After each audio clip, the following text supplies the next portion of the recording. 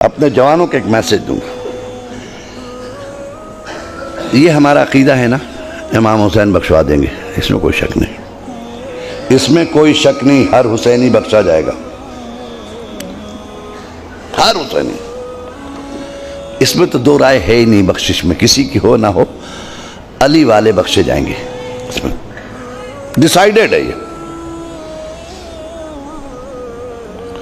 बख्शे जाएंगे। सवाल ये पैदा होता है कि क्या इमाम हुसैन को हम लोगों की तरफ से इजाज़त है वो हमसे कुछ पूछ सकें, या हमने इजाज़त नहीं दी है? भाई सिक्योरिटी रीज़न की वजह से कभी कभी बॉडी तलाश ली जाती है ना, बड़े बड़े मिनिस्टर के लिए आती है, हम क्या है भाई सिक्योरिटी रीज़न है, मालूम है साहब, मिनिस्टर को भी चेक कर लिया, कहा साहब सिक्योरिटी रीज़न है। बड़ा मंत्री आ रहा उससे भी ले रहे हैं, एमएलए आ रहा उसका भी ऐसे ऐसे कर रहे हैं, हालांकि वो एमएलए है, सिक्योरिटी रीजन है ना, वहां बुरा किसी को नहीं मानना चाहिए। कयामत के दिन मेरे हुसैन ने वादा किया है, मुकालमा सुन लीजिए, यहीं पर एंड मजलिस का। हुसैन ने वादा किया कि तुम आओ, मीजान पे हम मिलेंगे, ये है ना वादा, मीजान पे हम मिलेंगे, और अगर तुम्हारे अमाल में कमी होगी तो हम अपने अमाल देंगे, ये भी वादा है हुसैन का, है ना, इसमें भी कोई शक नहीं है। अब मालूम के इमाम हुसैन महशर है, समझ लीजिए अभी महशर है, महशर का मैदान है। इमाम हुसैन हस्बे वादा मीज़ान के करीब खड़े, जहां माल तोले जा रहे हैं, फातिमा के लाल मौजूद है। मौलाना अतहर अब्बास गए, अस्सलाम वालेकुम। वालेकुम सलाम अतहर अब्बास, खैरियत है? हुसैन पूछ रहे। मैंने कहा मौला आपने पहचान लिया? लोग तुम्हें नहीं पहचानेंगे, हम तो फिर किसको पहचानेंगे? सबसे बड़ा आलम तुम उठाते थे, मतलब सबसे बड़ा तबरुक तुम बांटते थे, सबसे बड़ी नियाज महल्ले में तुम्हारी थी, कैसे नहीं पहचानेंगे अतहर अब्बास? जी शुक्रिया मौला। और ये कह के हमने जन्नत की तरफ देखा, कंफर्म है ना, जन्नत, जन्नत की तरफ देखा मैंने। तो मौला ने कहा उधर क्या देख रहे हो, वो तो तुम्हारी है ही है, पहले मीज़ान तो देख लो, यहां से तो गुजर रही है ना, वो तो तुम्हारे, तुम उसके लिए परेशान ना हो, मैं हूं ना जन्नत का सरदार। अरे मौला ऐसे ही मैं देख रहा था उसको। अच्छा जी मौला बताइए मैं क्या करूं मीज़ान में? कह रहे ये गुनाह तो इधर रख दिए गए हैं, उसमें तो किसी का निकालना नहीं, सब है रेडी है, सब रख दिया गया, तुम अपने अमाल रख दो इस पर, बस नमाज निकालो। मौला शर्मिंदा है, क्या हुआ, क्या घबराओ नहीं, थोड़ा से भी निकालो ना, हम है ना, हम मिला देंगे, अपने अमाल देंगे। अपने खुदा से कहा कि मैं अपने अमाल दूंगा, इन्हें कमी होगी तो हम देंगे, है ना, निकालो। मैं पढ़ा हो तब ना, अतहर अब्बास बेचारे पर इधर उधर सर खुजा रहे हैं। अरे काहे घबरा रहे, रखो, नमाज पढ़ी है ना, रखो। नहीं हुजूर क्या बताएं, सॉरी बहुत शर्मिंदा है, बस क्या है? अरे क्या बताऊं, मौली साहब भी क्या बोले, अभी परेशानी हो रही मौली साहब के चक्कर में। क्या मौली साहब के चक्कर में आपको परेशानी हो रही है अतहर अब्बास साहब?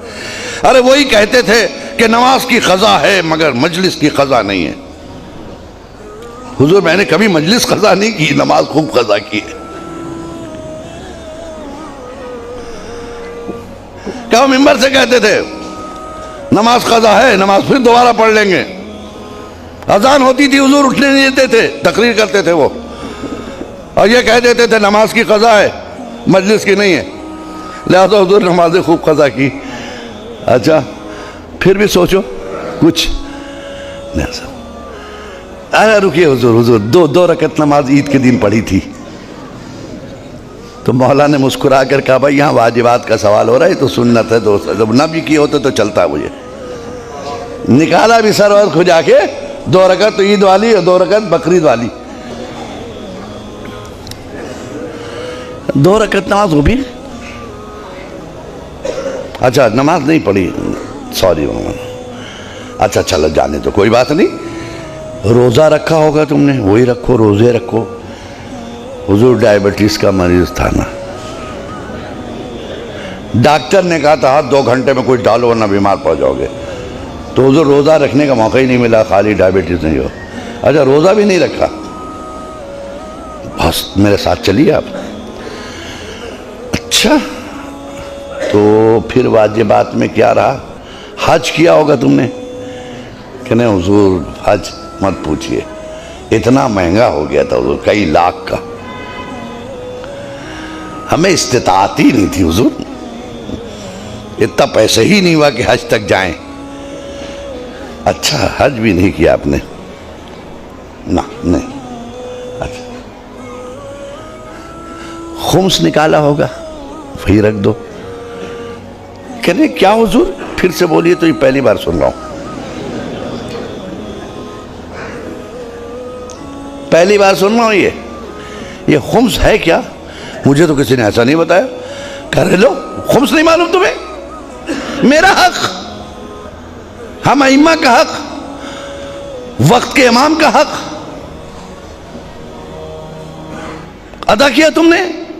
हुसैनी हक दिया, मेहदी का हक दिया, इमाम बाकर का हक दिया, इमाम मूसा काजिम का हक दिया, मेरे बाबा का हक दिया। कि हुजूर ये खुम्स है क्या? साल भर खर्च करने के बाद जो बच जाए, जिसको तुम खा नहीं सको, वेस्टेड मनी बच गया, उसका 5वां हिस्सा।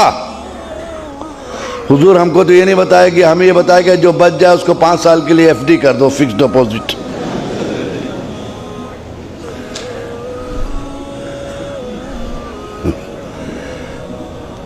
फिक्स डिपॉजिट कर दो। हमने हुजूर फिक्स डिपॉजिट कर दिया उसको। क्या खुम्स नहीं निकाल? करने हुजूर नहीं, खुम्स नहीं। हम लोग के मेंबर पे ये सब बातें नहीं होती थी हुजूर। अच्छा, नमाज नहीं, रोजा नहीं, हज नहीं, ज़कात नहीं, खुम्स नहीं। अच्छा ये बताओ फिर कर क्या रहे थे? ये बताओ, इतने दिन तुमने किया क्या?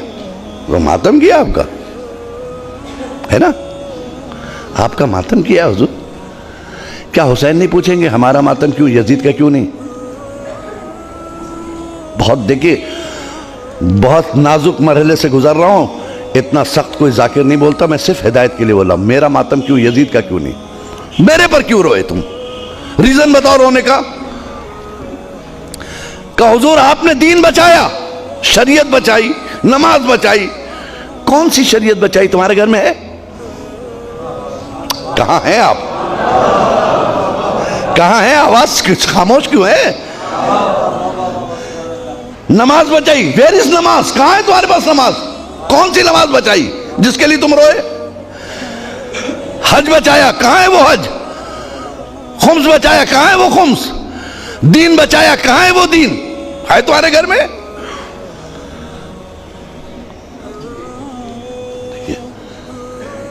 हुसैन को हक है ना पूछने का, या नहीं है?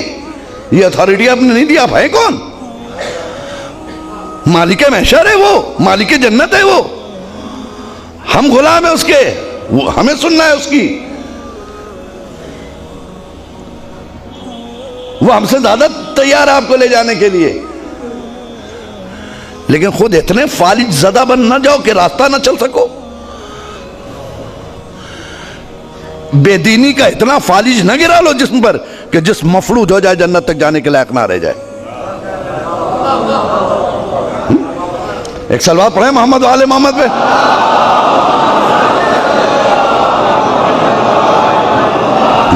बेदीनी के का इतना फालिज जिस्म पर न गिरा लो कि पूरी बॉडी तुम्हारी मफलूज हो जाए कि उठ के जन्नत तक जाने की सलाहियत ना रह जाए, क्योंकि तुम फालिज ज़दा हो।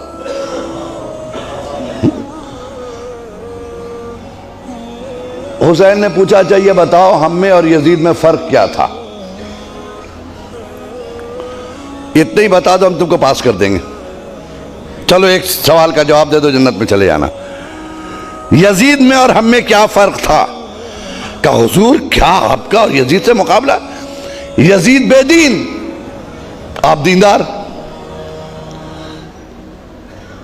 यजीद बदकिरदार, आप साहिब किरदार। यजीद चाहता था सब बेनमाजी हो जाएं, आप चाहते थे सब नमाजी हो जाए। यजीद चाहता था सब बेदीन हो जाएं, आप चाहते थे सब दीदार हो जाए। यजीद चाहता था काबा मिट जाए, आप चाहते थे सब हज को जाएं, है ना? ठीक है, पूछ लिया हुसैन ने, कहा अच्छा इसका मतलब बेनमाजी यजीदी प्रोडक्ट, बेदीनी यजीदी प्रोडक्ट, बदकिरदारी यजीदी प्रोडक्ट, यजीदी प्रोडक्ट है ना? यजीदी प्रोडक्ट, बेदीनी यजीदी प्रोडक्ट, झूठ यजीदी प्रोडक्ट, नमाजी हुसैनी प्रोडक्ट, रोजेदार होना ये हुसैनी प्रोडक्ट, दीदार होना हुसैनी प्रोडक्ट। इसका मतलब करबला में 2 कंपनियां थी, एक का प्रोडक्शन क्या था? नमाजी, रोजेदार, हाजी, ज़कात देने वाला, सच्चा। दूसरे का प्रोडक्ट क्या था? शराबी, जुआड़ी, बेईमानी, बेदीनी। यही है ना? हुसैन ने पूछा अच्छा आप बताओ, बेनमाजी नमाज ना पढ़े, यह मैं चाहता था, यह यजीद। कहा तो हुजूर वो यजीद चाहता था। अच्छा तो यजीद की तुमने बात मान ली है। बदकिरदारी ये किसका प्रोडक्ट था? कहा यजीद का। कहा तुमने अपना लिया है? बेदीनी यजीदी प्रोडक्ट तुमने अपना लिया। रोजा नहीं रखा, यजीद का काम किया। ज़कात ना दिया, यजीद का काम किया। खुम्स ना निकाला, यजीद का काम किया। नमाज नहीं पढ़ी, यजीद का काम किया। कारखाना किसका चला रहे हैं आप? है? कहीं ऐसा ना हो कि हुसैन आखिर में एक जुमला कहें, सारी जिंदगी यजीदी फैक्ट्रियों में काम करने वालों हुसैनी दफ्तर से मजदूरी मांग रहे हो। सलवार पढ़े मोहम्मद वाले मोहम्मद पे।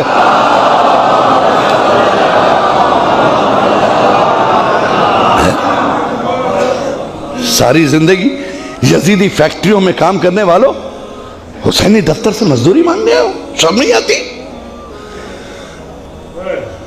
कोई ऐसा काम नहीं किया जी। हम आज ज़ियारत पढ़ते हैं फातिमा के लाल की। आप इत्मीनान रखिए, आपकी वजह से अज़ादारी जिंदा नहीं है, ऐसा कभी मत सोचिएगा। ये भूल है आपकी कि अज़ादारी आपकी वजह से जिंदा है, बल्कि आप अज़ादारी की वजह से जिंदा है।